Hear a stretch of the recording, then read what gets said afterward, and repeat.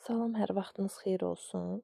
Deməli, Güvən nəşriyyatının, yəni son sınağına düşən belə bir maraqlı sual var. Bu sual açıq sualdır.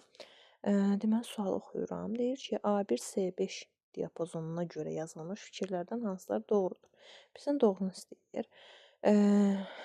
A1-S5. Deyir ki, deməli, xana sayı, sətir və sütun sayı.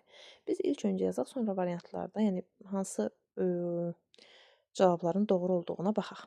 Deməli, A1, C5. Məlum məsələdir ki, xana sayı necə tapılırdı?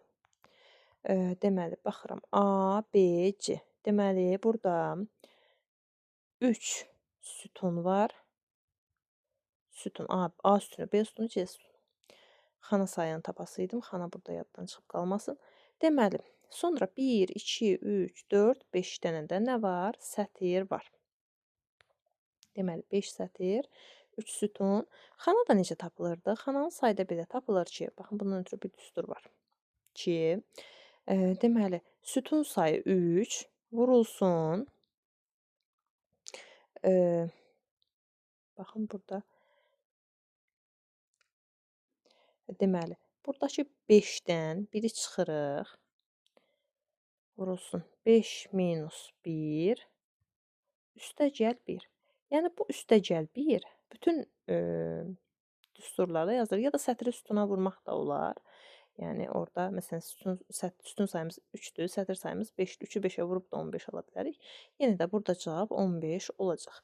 Deməli, xana sayımız oldu 15, sütun sayımız oldu 3, sətir sayımız oldu neçə? 5. Baxırıq. Deməli, diapazonda 15 xana var. Bu doğrudur. Deməli, 6-cı yanlış olacaq. Diapazonda 20 xana var, yəni çünki diapazonda həm 15, həm 20 xana ola bilməz axı.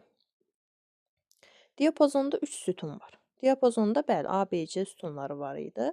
Ona görə də 4-cüdə səhv olur. 5 sütun yoxdur.